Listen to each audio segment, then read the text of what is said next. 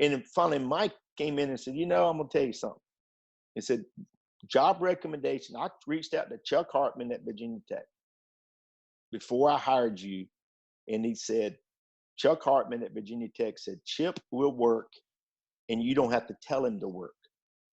In other words, you got to worry about tell him what you want and tell him what you need. He may go out and make it better. But you don't have to sit there and sit around and try to find something for him to do. He will find something to do to try to make the whole program better. And that was probably the best recommendation you can ever have. And I tell the young guys in camp, the guys can work at camp, young coaches want to come in. I said, if you want to work without someone telling you to work, that's the best recommendation you can ever have. So that's what it goes back to that conversation there. The lunch set up.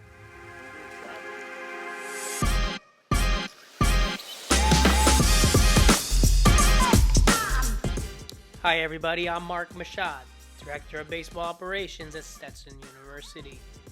And welcome back to another interview with other directors of baseball operations around the country. Today, we have a real treat. We're going to sit down with Chip Baker. He's the Director of Baseball Operations at Florida State University. And he's been on the most amazing ride. He's been at the school for 36 years. 18 of them were as an assistant coach, where he spent 17 years in the third base coach's box. And he's been to the College World Series 11 times with the Seminoles. He's all about helping others and making everything he touches the best it can be.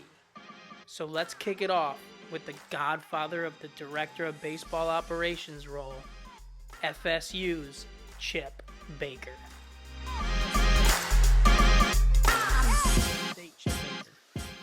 Mark, it's a pleasure, and I appreciate the opportunity to come on in and share some thoughts and opinions with you. Yes, man, and that's what it is. I'm excited to learn about you. I'm excited to interview you, and let's just jump. Like, what are you doing now that everything you just did for 9 months has been just flipped on us? Stopped everything. It takes, and you know this from the job, it starts when you get a schedule. I get a schedule, Florida State schedule, usually in January for the next, probably the previous year, talk about 2 years out. And I start working on hotels. You start doing that during the spring, contact hotels and things. But since last year, I didn't have a head coach. May not have had a job in 2019. At the end of June, we got back from College World Series. And Mike Martin Jr. was hired. First phone call, I called him and congratulated him. He says, we need to talk. What do you want to do? I said, I'm not ready to retire. I love what I'm doing. I love being part of Florida State, but I'm not doing camp. If you can get someone else to do it, I'll help anybody. But it's time for someone else to run the baseball camps. I did my 300 plus camps. It was time for someone else to do it. So I didn't have a plan. And I always have a plan at least a year out. So it was pretty much not a scramble, but I got in gear in July. And I spoke to you last week and I said, you do your job and I do my job on Mondays. I joke about it with my staff, everybody who's worked with me. I said, find me on Monday. I'll make things happen. That's the day I quote work. I sit in the office. I do office work. I do schedules. I do this, and this, and everything else during the week refers back to Monday. Yeah. So I make phone calls. And I mentioned this. I always mention the operations guys. Don't call people in the morning. Don't call sales reps in the morning. Call them on Monday afternoon. They've all traveled all weekend. They're all getting that free hotel or that group rate, the comp rate hotel they get. All of them have meetings on Monday. They're all in their office on Monday afternoon between 1 and 3 o'clock. Fact.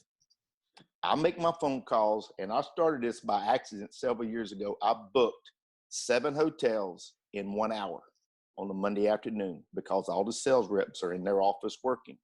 And from then on, that's what I do. Work on Mondays. I communicate with the umpires. I communicate with our staff. I communicate with visiting teams.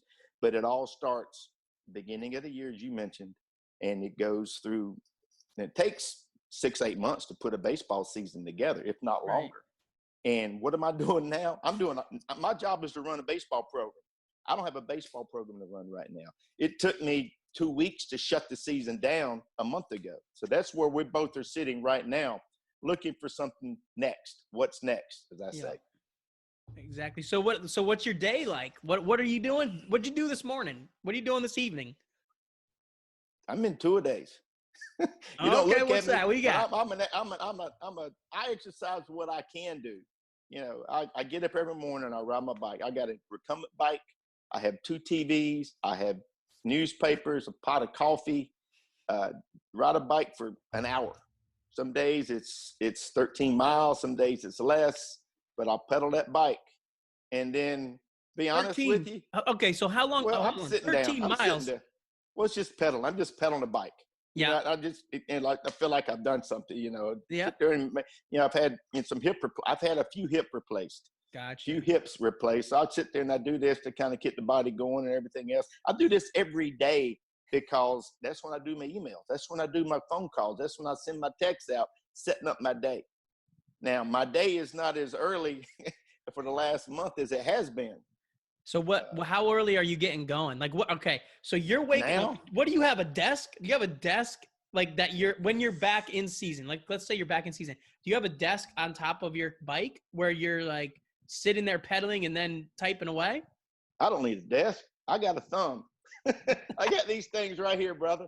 And I can sit there. You know that. You sit there and send a text, send a phone call, text people. You know, if I want to talk to somebody, I'll normally send them a text. I don't want to call someone and interrupt their day. And I got basically on my phone. If I can log in on my phone and I reach out to you and I hit XX on my phone, I got it set up. It automatically goes to you and I'll type in your name and it says, hey, Mark, if you got a minute, give me a call. Here's my cell number so you don't have to look it up. Boom, give me a shout. And that's what I normally do. I don't call people just to talk. But if people call me and like I said, I look at it and see what's going on. But that's how my day normally starts. In baseball season, it's sun up, sunrise, something like that, 7 o'clock, get going. Nowadays, I'm staying up way too late. So my day starts a little bit later right now. Yeah. So what's the second part of your two-a-day? So you got the bike. I played 72 holes of golf yesterday. Nice. In my house. I played Augusta. Okay, social distancing. Well, let's go back. My daughter had a little game that's probably 18, 20 years old, the little Wii golf game, and I hooked it up to a TV, and I had phones out here, I had my iPad out here, and I lock it in, and if someone calls, I stop it. But I played Augusta National Thursday through Sunday yesterday, and I'm a little bit stiff and sore this morning, but it keeps me moving. How'd you hit them? I broke 80 one of those rounds. Those greens are tough. That is great. Oh man, I've never been very good with the video games because I get too angry. I don't take them right. This is one you got to actively swing. So it's not like you're sitting there. Kids nowadays play with a controller. I have no idea about that. But I sit there and actually swing a fake golf club and swinging it and moving around in it. And I'm learning how to do it a little bit. But my second part of my two-a-days is walking. I go for a walk every evening, sometime between 8 and 8:30 p.m., about dark. And it started out about a month ago on the sidewalks like I normally do. But now with the social distancing stuff, everybody walks away from each other. I walk in the road. I live in a pretty good development. And I walk in the road. And sometimes I'll walk down the middle of the yellow line in the road. It's a 3-mile track around. Yeah. And if a car is coming, I'll pull my phone out and see a light blink and I get out of the way. But there's been no issues. Yeah. There's one gentleman who walks opposite me. And he's walking every night. We wave and keep walking. And I can't see him. It's kind of dark out. He's wearing Bermuda shorts, like golfing shorts. Yep. He has on no shirt, and he's barefooted. Smooth road. He's enjoying life. That's what we're all doing right now. Oh my goodness. Oh man, that's awesome. I mean, it's kind of a tough scenario, but like, I mean, you got some good stories going just at home. Well, I'm sitting here, obviously everybody's looking, oh my gosh, we've had to do this. We can't do this. I've been at Florida State and I figured it up. Trying to yesterday put on typed it in and whatever on the thumbed it in on my phone iPhone. How many years I've been at Florida State? 30. This is 35 plus. You start counting the days of the years. I'm sitting there. How many years? And it's 13,000 plus days I've been at Florida State, and I have never had this type of break. Going on 40 days. So I mean, because typically you're going straight from the season into camp, and then camp into getting ready for fall, right? Yeah, it never stops. I mean, so you take your breaks. I've been very fortunate to be able to go from College World Series back when I was coaching to coming home, and there are kids in the dorm. And you basically, when you start in January, it's until August deal. Yeah. Last year, 2019, we didn't have camp at Florida State. We had a coaching change. We're not going to set up a camp. And then maybe I didn't know who was going to be the head coach. Nobody here really did. Right. And they didn't want to have it set up to cancel camp. It would cost you money, this and that. The day Florida State returned from the ACC tournament, we won our last ball game against NC State, which did not matter a hill of beans to NC State, but it mattered to Florida State because if we didn't win that ball game, we're not getting into a regional. We're not. And we won that ball game and happened to have a Sunday afternoon off, Memorial Day weekend. And I thought back, I said, this is the first time in 35 years I had nothing next. I didn't know if I was going to go to a regional. I did not have a summer camp. And it was weird. It was a weird feeling. I had nothing. There was nothing next. And it's the way it worked out. We got fortunate to get into the tournament. Yeah. Spoke to your athletic director, and he said I spoke to him in a College World Series. And I asked him, I said, because he's on the committee, I asked him, I said, how many teams were behind us in getting in the tournament? He said, Chip, Florida State was the last team. So we're with World Series. We did our job and got out there. That's what mattered. Wow. And yeah, maybe, I mean, because I wanted to talk about this anyway, and we're right here at this point. Talk about that run at the end of the year, last year for you guys. It's still, these kids who play for Mike Martin will always cherish the time they were with Mike Martin. He's that type of person, the icon, the GOAT, for Joe can call it. But to go on that run, Florida State barely got into the NCAA. And Mike Martin rolled the dice. We didn't know. We had a live feed in the athletic center, a live feed of showing the team if they're getting into the tournament or are they getting into the tournament.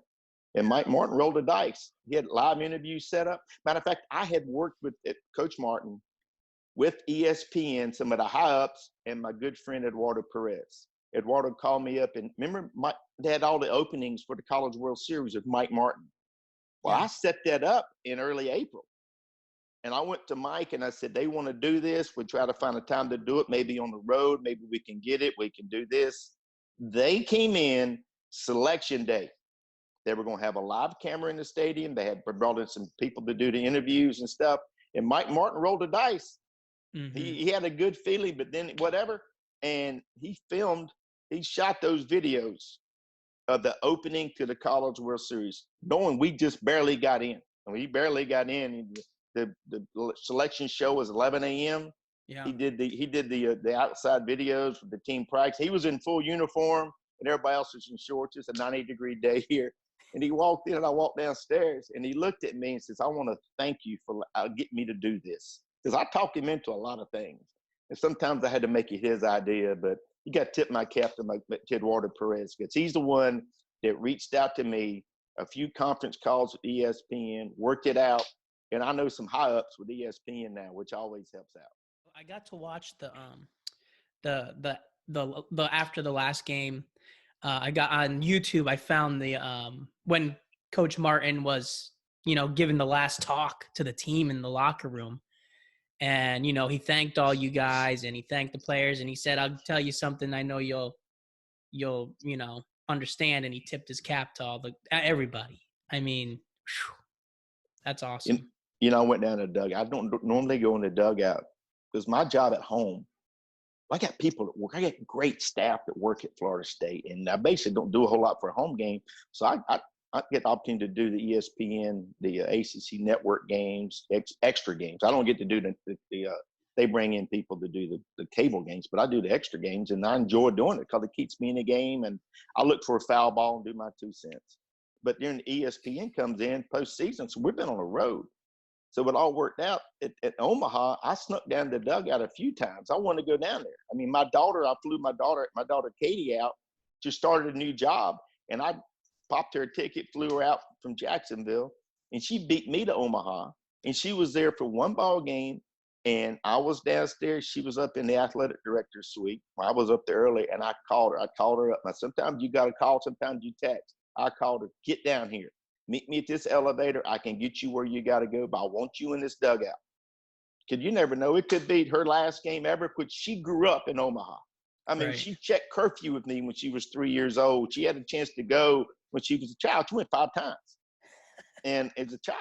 So I got her a chance to come in that dugout, and we got a great moment, great photos, and go from there. But Coach Martin's last game, I was standing at the dugout. I was going to the back girl and ball girl, and she filled my pockets full of baseballs. I go and get her Mike Martin sign ball. Everything was working out good. And Coach Martin's coming off the field. He was interviewed by Carl Ravitch. Sit there in that the last iconic interview on the field with Mike Martin. And I was standing there at the steps. He was coming off the field, and I got the handshake. Handshake with Mike Martin, his last step on the baseball field. And I have a copy of it from video. I don't have the actual – there was people with cameras all over the place. I don't have that photo that people were taking. And I got a couple from the side, I want the photo. And I know someone's got it out there, but I want to get the photo of Mike Martin stepping off the field for the last time. So after I shook his hand, he goes to the dugouts, going to the press conference, goes and talks to the team. Well, I didn't go in there. I didn't go in there with the team. Mm-hmm. I went to try to find Mrs. Martin. Miss Carroll's coming down steps. I touched base with Eduardo Perez. I said, get her downstairs. So he was bringing her down the steps. And obviously, with Eduardo Perez, you're going through the stadium. It's like Elvis Presley. I mean, right. you can't get through the stadium. He's coming down the hallway. So I walk in to the very end of Coach Martin's comments. And he walked out, and everybody's kind of standing around looking at each other. Like, this is it. It's done. It's over. And one of the staff members goes, you got anything to say? I said, not now. Let's get on the bus. But we couldn't, because you had to post 10-minute cool-off period to get interviews. They tell you when you can leave, and we worked it all out like that. And that's how it all happened for Coach Martin's last ball game at the College World Series. Man, that must have been something. I can imagine. All right, go ahead. There were not a whole lot of dry eyes in that meeting room. That's why I couldn't say anything with the man. I didn't want to talk what the man said. I couldn't. I sit there, and he spoke to him, and I said, let's go. So that's how it goes. Ooh, boy. Yeah, awesome. I mean, thank you for sharing that. That's unbelievably unbelievable, inside part of your journey, your life, your 36 years of commitment to Florida State. Let's go into the ops role. Like, how have you been so successful, and what do you see as the key parts of being a great director of baseball operations? I know what I want. I know what I want. I know what the team wants. And I go to the head coach. I want to know what he wants. Mm-hmm. And I go in with options. And I always went to Coach Martin, number 11, when there's nobody else in the office. I did not go in and say, here's options with the 2 or 3 assistant coaches in there. I coached those guys. I don't care about them jokingly. Right. But Mike, we did this. What do you want to do? We went here. We swept. We did this last time. This went well. Do you want to have this? Do you want to have this? I can go. I can make anything happen. Tell me what you want. I can deal with people, but don't come to me after the fact. We'll talk. If something didn't go well, we'll talk about it. Mm-hmm. Don't give me this. Don't give me that Monday morning quarterback or after the play coach stuff. But Yeah. that's one thing. I was with Coach Martin for so many years. I knew what he wanted, and that's how it worked. That's how it worked. And hotels, where we staying, transportation, how we getting there, what times you want. He got to the end of his career. I did it during the season, and I pretty much threw it at him, and threw at him. Killed his phone, and I threw it at him to. This is what we normally did. I get to postseason. It's his time of the year. Michael, what do you want to do? It's going to take us 15 minutes to get to the ballpark. It's going to take us this long. Michael, we get there. We got this amount of time. We get the. And he didn't like to waste minutes. I'm a 15-minute guy. I want to beat that ballpark 15 minutes before, maybe 20, before we need to do something. If Mike Martin wanted to show up 2 minutes before game time, I would get us there 2 minutes before game time. Because he's been, how many years has man been in a dugout? Right. He don't want to waste another 35, 40 minutes. Now, I know at the NCAA and the College World Series and all that stuff, they want to know what time you're going to arrive. You contact people. I mean, I remember talking to Chad, who's the head guy with the NCAA. He says, Chip, when you guys move, I want to know it. So I'd send him a text. We have arrived. Guys in charge wants to know what's going on. And I reached out to him, and he told me he really appreciated me because so many guys would not do that. So you got to communicate with people. So that's how it goes. Yeah. Talking about communication, like I know that's a huge part of the role, right? Communicating with the players, communicating with the head coach. When you would communicate with Coach Martin, would you go in on each weekend? Would you go in like to find out like, hey, what do you want? You'd talk about the whole season at one point. Like, how did you break that out? How did you communicate with him? Well, starting normally with once we get to TV games. Used to I wanted to have everything off my desk for preseason, for the BP times and all the things. November 1 was my date. I wanted to have it November 1. I jokingly kicked back, threw my feet up in the air for November. Then the end of November is camp time. So we started doing Christmas holiday camps. But since TV's taken over with the ESPN, the ACC network, they started moving games around. I didn't have my stuff put together until we got the final say from the TV contracts and stuff. I would have it ready, but I would go through and go, Mike, we're going to do this, this, and this. He did not like to hit first unless it was mandated by the ACC. Otherwise, the home team has to hit first ACC games. We play Florida. We play Stetson. We play Jacksonville. The teams that come in on what we call it, come in hot, come in for one day, we would hit first. But if it's a team coming in from out of town in February, when you start the season, if teams coming in from up north, I'm gonna talk to head coach and say, hey, I'm gonna give you a little extra time. You can come out here at this time, but you're gonna hit first. Yeah. Florida State's gonna hit second, but those guys want to get outside. Nobody wants to sit around a hotel in February, especially if they've been up north, and that's normally the first 3 weekends. We have the opposing team hit first. Florida State hits second. Then we get into, as I mentioned, conference or the teams that come in hot, we would hit first in. So you do the timelines. Yeah. I mean, Mark, Mike Martin didn't like he likes the team on the field for the national anthem. The team put the hand out there in their position, but with the changes in the television, with the network games, they want the national anthem before you go live on the air. You got everything squared up by November 1. So used to. Now it's okay. Get back into it. Now I reach out about 2 weeks prior to a series. Now, if we have a new team coming in that has not been to Tallahassee, I got a book, and I'll send them my quote for 4 or 5 page book. Here's what you're gonna get at Florida State. Here's some hotel people. Here's some people that can help you out if you want to reach out to them. Sometimes we provide hotels. Don't like to do that, but we have to do that as part of some type of guarantees. Mm-hmm. And here's your contact. Here's this. I'm not going to do your information. I'm letting someone else do it. Yeah. I said, I'm not going to do your room reservations. You're going to work directly with that hotel. Yeah. And that way it goes and keeps me out from being the middleman. Yeah. But I send information out. Here's restaurants. Here's the owner of the restaurant.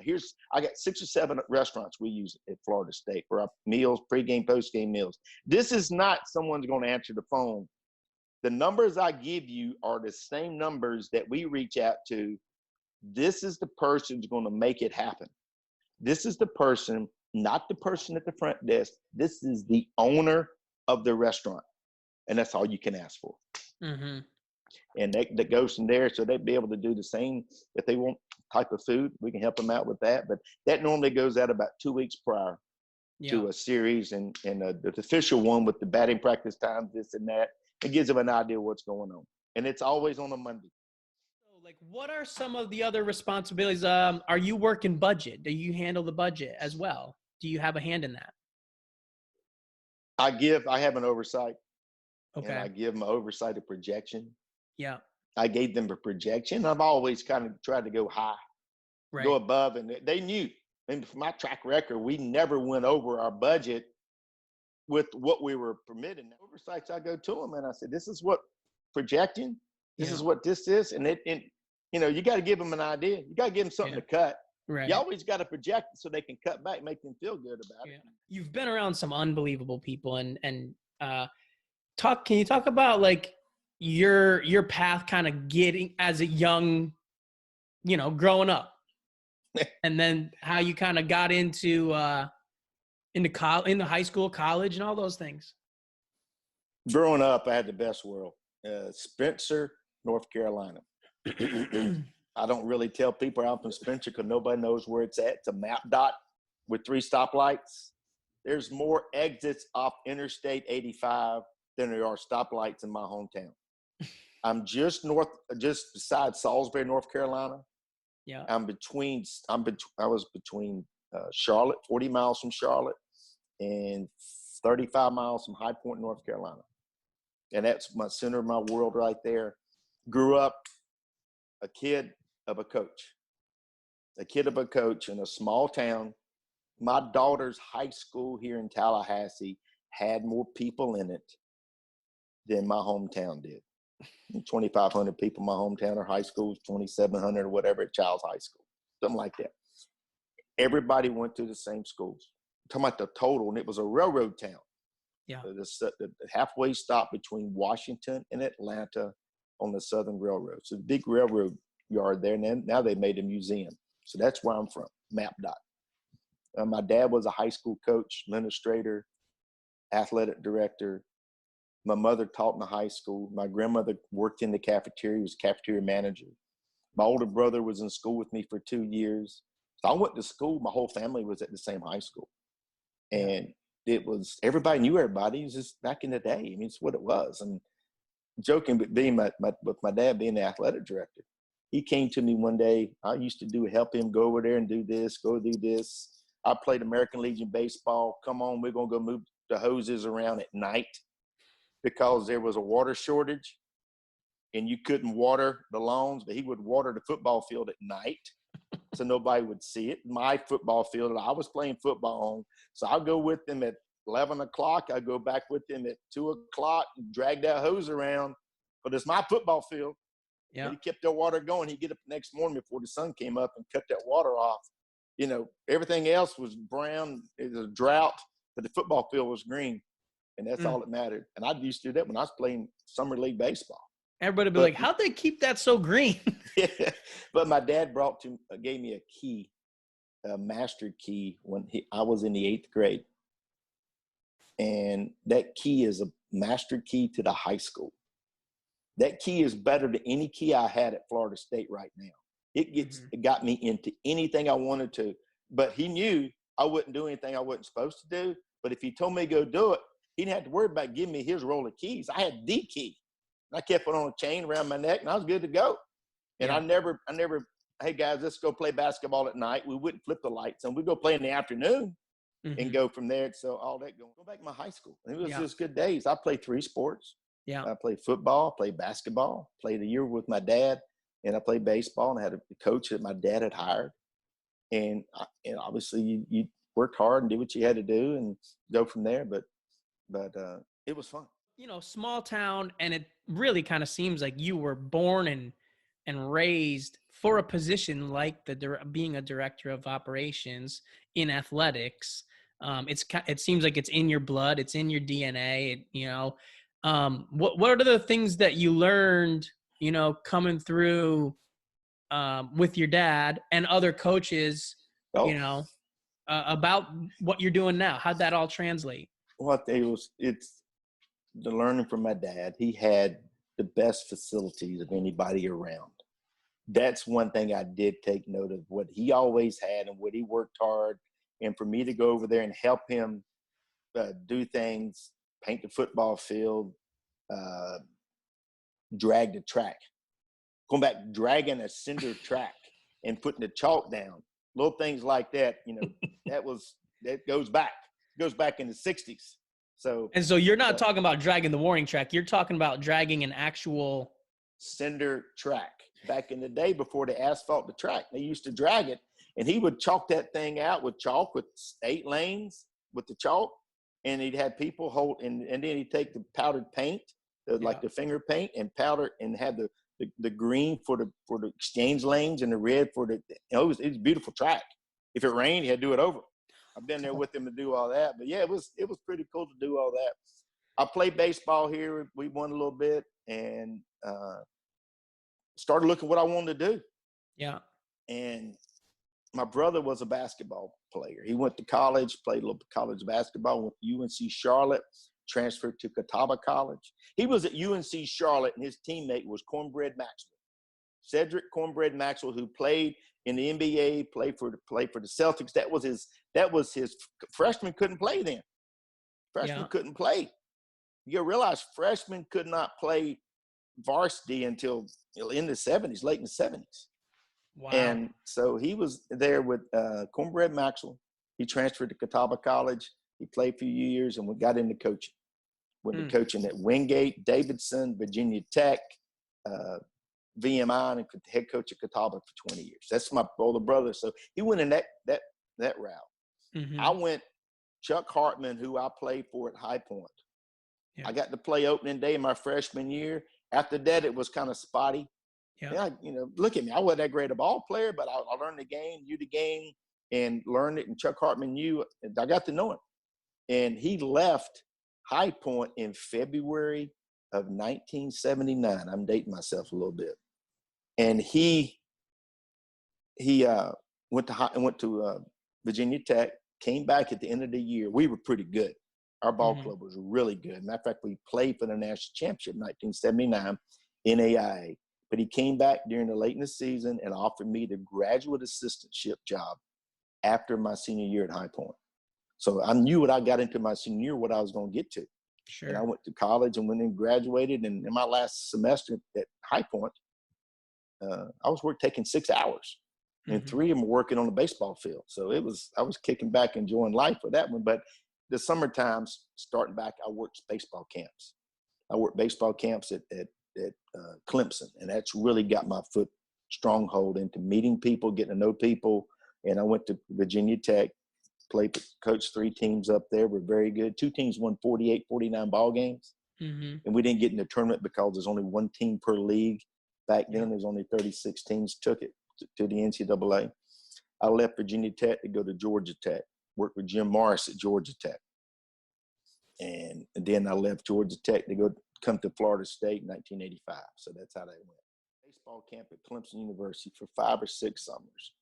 That's where I laid the foundation down for my coaching, get to know people person, go back to Bill Wilhelm, go back to Turtle Thomas, who coached, he was an assistant coach at Clemson, went to Georgia Tech and went to Miami, became the head coach at FIU. So that goes back to Turtle. Rod Delmonico, one of my best friends in the world.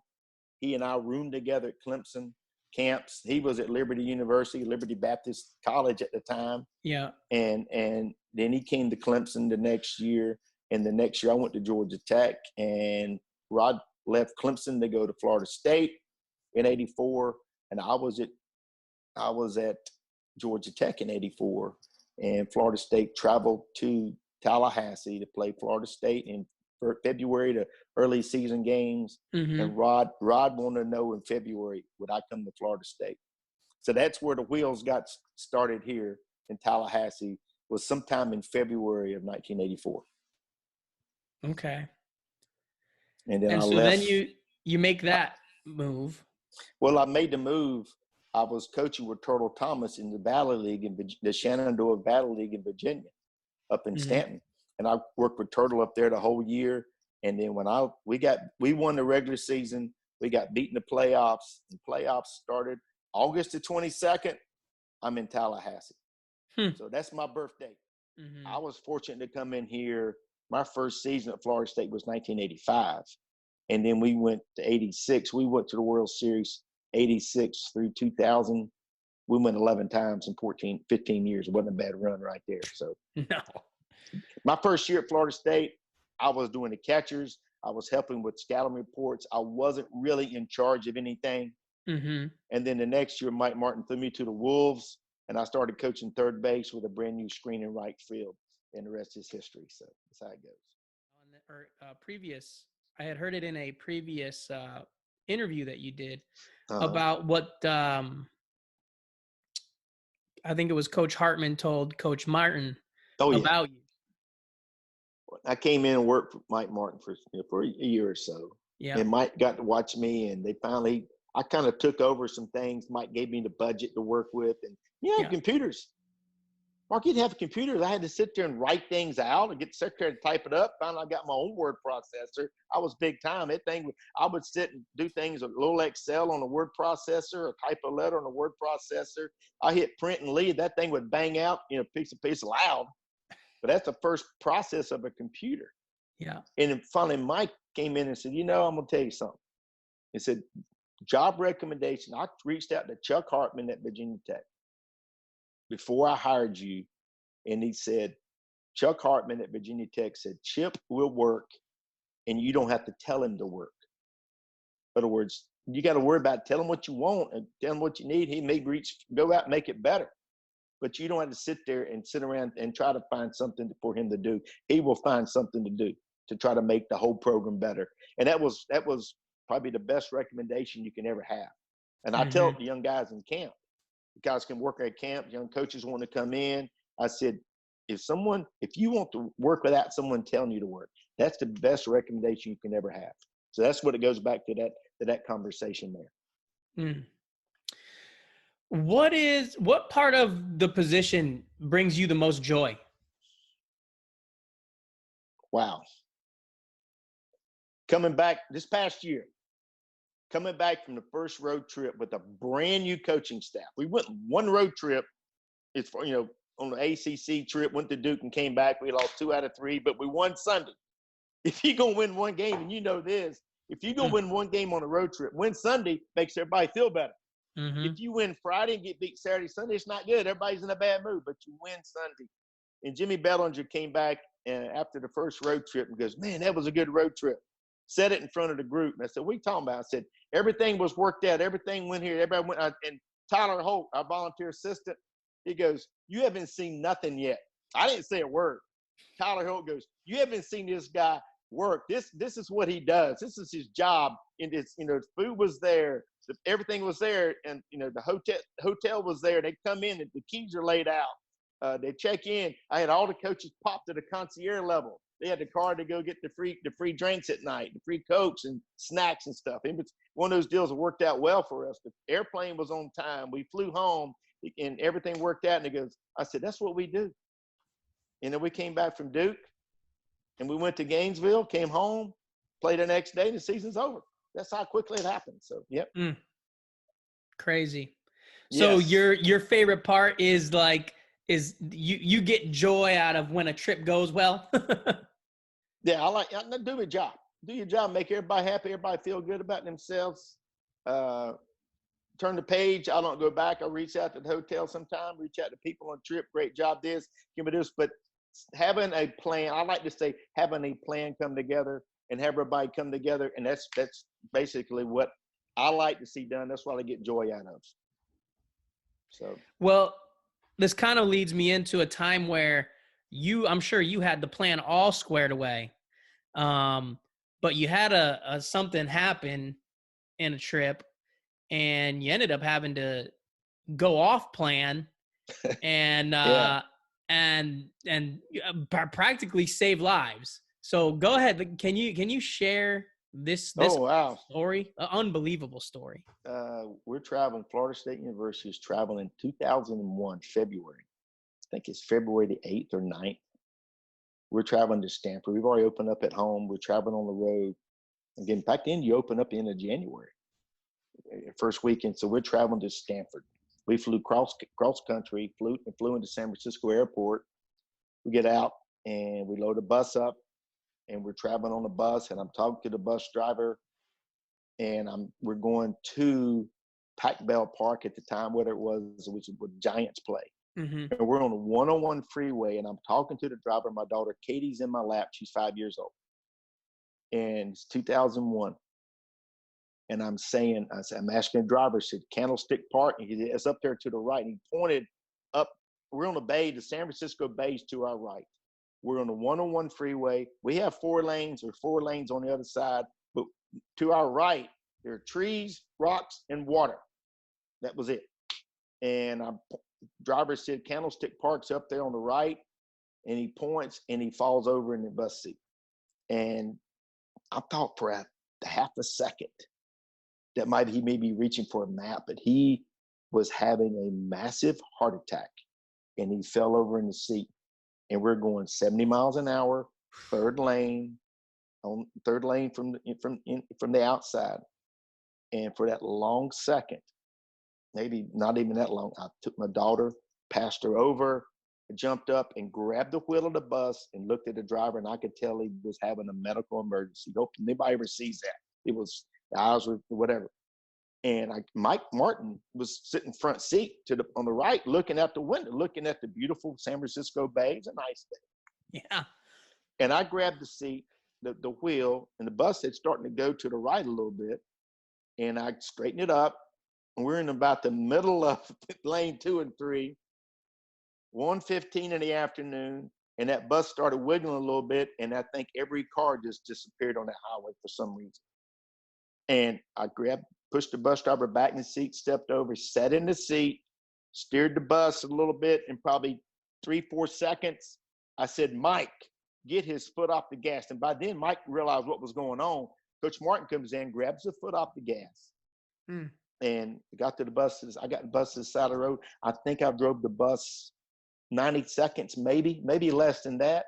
Got it, turn signal, get over. Put the bus, side of the road. Had to put a clutch in. It's the old bus. Had to put the clutch in, put up the brake, and by then the EMTs were coming within 3 or 4 minutes. We got the guys off the bus. It was unfortunately Mr. Ragland, Mr. James Ragland, Ragman, they call him in San Francisco.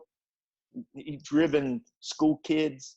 He had driven the NFL teams all over the Bay Area. He was a very well-known bus driver. Friendly guy. Just happened, the clock was up for him, unfortunately. And we fortunately got on the side of the road. And it was one of those days I'd never wanted to go through it again. But it was 90 seconds that, the kids had no idea what was going on. They started they were looking out the window, thought maybe a whale sighting or something out. So they didn't know what was going on. Finally, we got them off the bus, and EMT showed up, and it was unfortunate he did not make it. So. I mean, that's talk about going above and beyond. But crazy. We played the 3 games at Stanford. Obviously, it's a few interviews, this and that. People call in, phone calls and blew up. I mean, your phone blows up. Back then, where you couldn't text, it was 2001. People didn't text then. Yeah. And phone call blew up. I had the old cell phone with the antenna and this and that, and batteries going out. I called my mother. I said, Mom, we're okay. Everything's going to be fine, but you're going to read about this. And all of a sudden, her sister calls from Jacksonville, was on the news, Florida State baseball. My mom called back crying. I said, Mom, we're okay. And first off, she said, I said, Katie is okay, my daughter. That's all I was scared about, really. And it worked out. We didn't play well. We didn't take back practice the whole weekend at Stanford. It rained. It's sleet falling. But we flew back to Tallahassee on a Monday morning. Took the red eye. We took a Monday morning flight back to Tallahassee. Mm-hmm. And when I realized how big this was at the time, when all of our vice presidents, Florida State, met us at the airport with a whole bunch of people, and they came out and welcomed the team home. I got some of the award. They got the Moorstone, some award. They gave me the Westcott Award or something, a big award at Florida State. Mm-hmm. And I really had to call people up and ask them who was there. So I got the president was out of town, but all the vice presidents showed up. And then that next Tuesday, we're playing Florida. I believe we're playing Florida on a Tuesday afternoon. And the animals in Section B, they used to picket me and sing songs. Well, they sang a song called The Short Coach. And they picked at me. But this time they sang a song called He's a Hero. And it had tears to my eyes. It really did. Tears going down my cheeks when they sang that song to me. But I have, and to go back, Mark, I have a grocery bag in my garage full of newspaper clippings. Nowadays, you get an email. There are clippings of newspapers from all over the country. That situation happened with that, but we're very fortunate. It goes from there. So 2001, don't want to go through that again. Man, I mean, thankful for what you did, though. Goodness. I mean, and your instincts were just to take action, which is, well, some people would freeze. It's crazy. Luckily, you had that. Let's say the last 19 years, I have yet to sleep on a bus. Nobody gets behind the driver unless I'm driving a vehicle. When we travel, my seat's behind the driver. They know it, and I don't sleep. Like, I always engage with the driver and talk to the driver. Sometimes they will probably want me to shut up, but I'm sitting there. I mean, making sure that guy's got it. He's got my kids behind me. Mm-hmm. And I want to make sure we got a very good bus driver now with Bobby Parker. And he's awesome. And I don't tell him how to drive, and he don't tell me how to do my job, and we go from there. So that's how it goes. So. Yeah. And you're part of, you were also, speaking of kind of honors, you were inducted into the Circle of Gold. What entailed getting into, or I don't know if you can explain what it entails getting into the Circle of Gold and how that went for you. Well, I was very fortunate to be nominated and picked by a committee, and I got a phone call and from a gentleman who's the head of the committee. And I know him now. I didn't know him then. And he called me up and said, "This is so-and-so." But he didn't say he was with Florida State. He said, "This is so-and-so with the Circle of Gold committee." And they were going to induct me into the Circle of Gold, and I think it was 2014. Mm-hmm. And I had to ask him, I said, "Sir, is this Florida State?" And he goes, "Yeah." I said, "I didn't go to school here." So it doesn't matter. What you've done here, your commitment to Florida State, this, and this. And I was honored. I mean, I'm sitting there, told me the date. Well, I knew what date it was. I knew it was a Saturday at a spring football game. I knew it was a Saturday Florida State's at Georgia Tech. I said, "Sir, I'll be there." I mean, I knew what was going on, this and that. I always knew the dates. And I called a good friend of mine, the president of the Alumni Association here, Scott Atwell. Mm-hmm. And I called him up, and he answered the phone. He saw it was my number and just starts laughing. Because it was his promotion, his recommendation to the Circle of Gold to put me in this, and he starts laughing. And I said, "All this for a couple T-shirts that I used to provide him?" And he goes, No, it's a lot more than that. So to me, when I was inducted to the Circle of Gold, there was less than 200 people in the history of Florida State to be inducted. And I was honored. That was the coolest thing, to be able to do this. Yeah. And we went to Georgia Tech, played on a Friday. I was fortunate to have a guy with us that played football, Jameis Winston. Mm-hmm. And Jameis Winston and I went to the airport the next morning. I had rental cars all set up there. All of a sudden, football people flew Jameis Winston and myself back to Tallahassee. And we had people pick us up at the airport. He did a spring game. I did the Circle of Gold. And it was who's who at Florida State, because it was the spring football weekend. Mm-hmm. And I got up and I mentioned, I said, Mike Martin, wish he could be here. I had another good friend there that he's told me all you got to do is just be nice to people, and that's how it all works out. It's always his motto in life: just be nice. Mm-hmm. And again, I was honored to be part of that. And then we flew back to Atlanta that evening. So they went down and came back. So my story was Jameis Winston flew with me down for the circle of gold, but really I got to fly with Jameis. That's how it Right. worked out. So, but it was a great honor. It still is a great honor to be a member of Circle of Gold. Matter of fact, I got friends that work in the Alumni building, and I joke with them and said, every time you go past my name on that wall, do you still bow? And he goes, yes, he does. So that's how it goes. Yeah. That's awesome. And Yeah. that kind of leads me into another thing that I wanted to ask anyway. Like building relationships with your players, and then as they move on, and you must have some just like, you got to be an ambassador with the alumni, I'm guessing, as well. Well, it goes back to my first year coaching. I came to Florida State. I was 26 years old. Mm. I was the big brother. I was these kids' big brother. And I think my stature, whatever, I'm short guy. And I go up, the little guy can go up to the big guy and poke him. I like to poke people, get them doing, I'm not going to go up and intimidate. I'm going to poke him. Yeah. Paul Wilson, 1994, he was the guy who used to poke. Let's go. Time for you to do something. JD Drew, when you going to do something, dude? When you going to make something go? I was a poker. I poked guys. Yeah. I was the big brother. Then as I got older, these kids stayed the same age. These kids are 18 to 21, 22 years old. I became a little bit older. I became the uncle. Yeah. So I became from the big brother to the uncle, Uncle Chip. Yeah. Matter of fact, I got one of the ball players now call me Uncle Chip because my nieces and nephews always call me Uncle Chip. They always picked at me about that. So that's how it goes. So then I became the age of their dads. These kids stay the same age. They're 18 to 21. Yeah. And I became the same age of their dads. And then I became the age of their dad's older brother. And now, jokingly, I'm sometimes older than their granddad. So that's my report, but I'm still the poker. I'm going my poker kid. I'll poke a guy every now and I can't say much, be around kids, athletes. They got rules now, and you know that. You can't go on the field as an operations guy, this and that. I'd love to pick up a fungo and hit it. I can hit it with anybody. I can hit it with anybody back in the day, but nowadays I don't do it too much.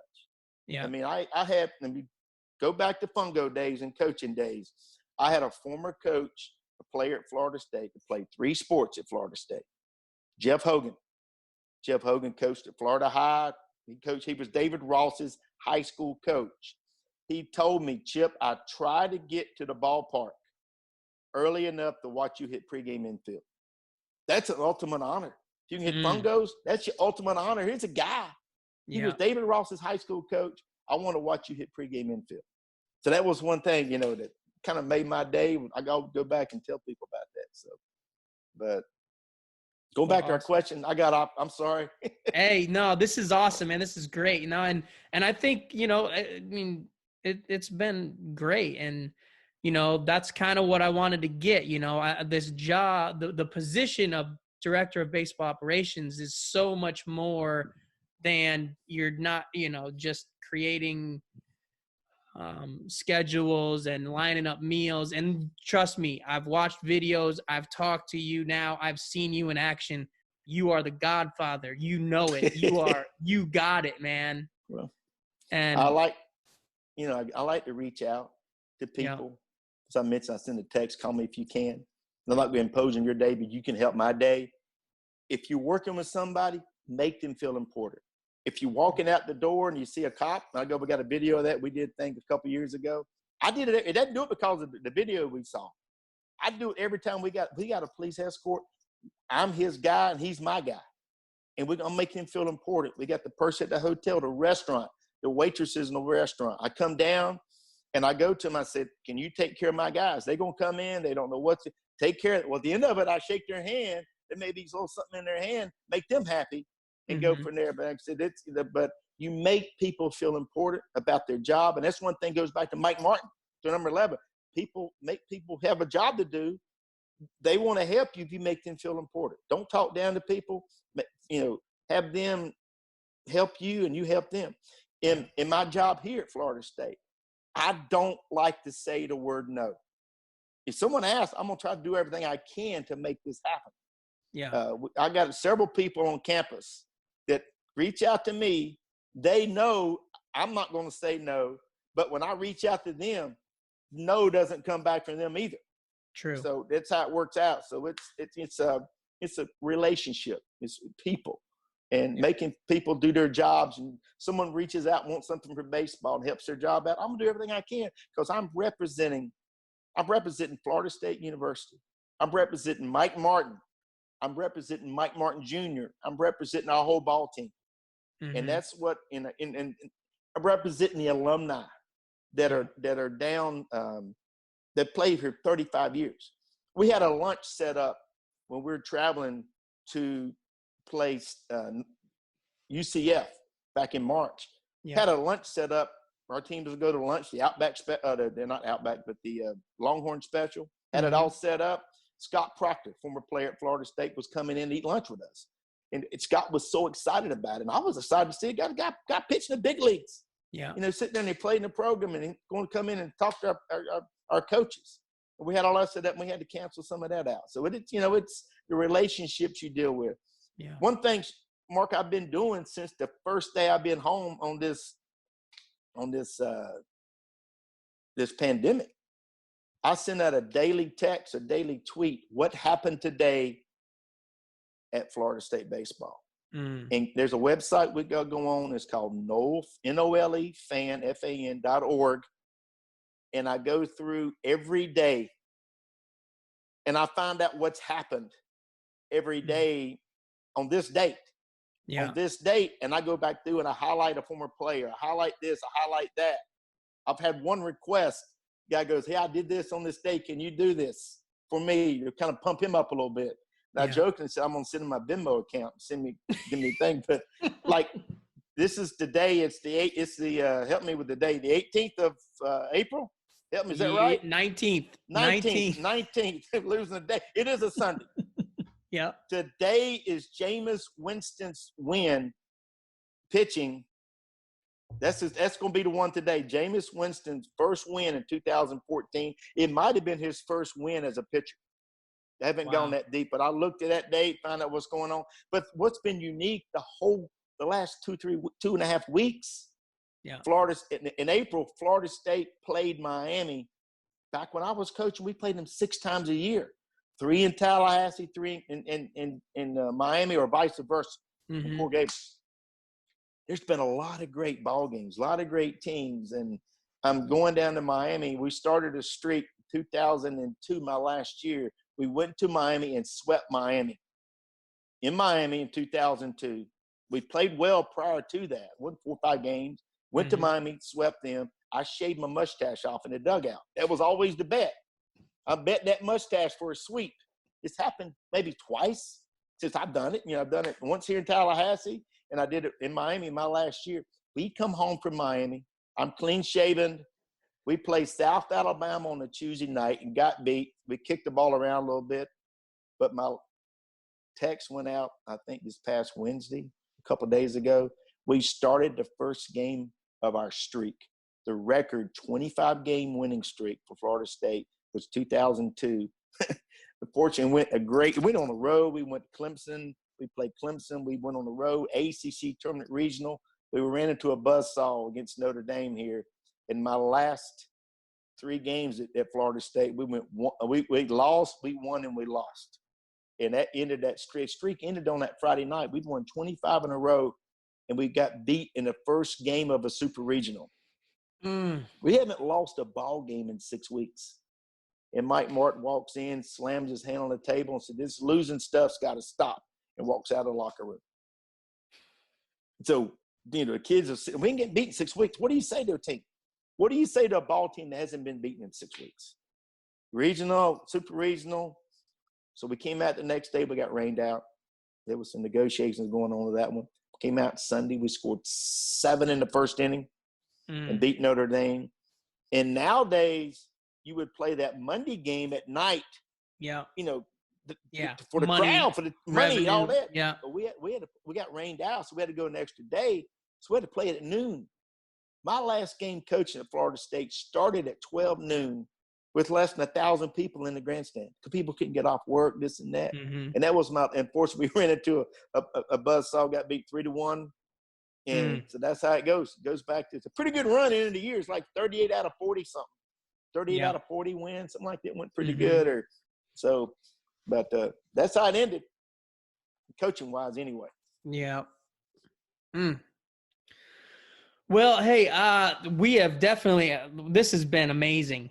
We have been getting after it here with a great conversation. And I love these stories. I love getting to, get your insight and all that as far as, the director of ops position and everything. And do you have anything else to add, lastly, on the position as we get out? Well, it starts off, and you know this. You get a schedule. Yeah. You get this schedule. You got to decide where you're going to go. Mm-hmm. You got to decide where you're going to be the day before. Yeah. Then how you going to get where you're going to go. Are you going to fly? Are you going to bus? Where are you going to go when you get there? You go to the hotel. What are you going to do for your meals? And I don't do my meals. Some people schedule months out. I do them the week of, because I don't want to set up a meal. The weather changes everything. Then, when you get there, when you do where you are, where you get there, and when you come home, and what's next. And like I said, some people want to plan it out, and I got a plan. Mm-hmm. But you got to be able to make adjustments. And that's one thing I always joke. Coach came up years ago in camp with the MTA, make the adjustment. Set your plan and what you're going to do, but don't be afraid to make an adjustment. If the head coach wants to change something, I used to get ticked. I had a plan. I got an itinerary. I tear that itinerary up. Now, I don't care. Tell me what you want, and that's how it goes. So don't be afraid to make an adjustment. And these days, it doesn't matter. Send a text, and it goes. Mm-hmm. Send a text out, and it goes. Everybody is so fluid in making changes. It's no big deal. It is no big deal. And just be nice to people. That's what it all matters. Awesome. Well, again, Chip, thank you so much. This was more than I ever would have imagined. And we got so much from you, and I really appreciate you giving us your time. So I hope you have a great rest of your day, and I will definitely be seeing you around. Brother, I've enjoyed this more than you think, because like I said, get up, get something going, got a plan, got an idea, put on a clean shirt.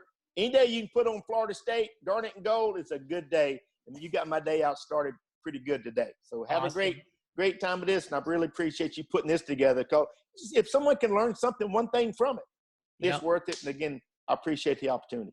Awesome. Thanks, Chip.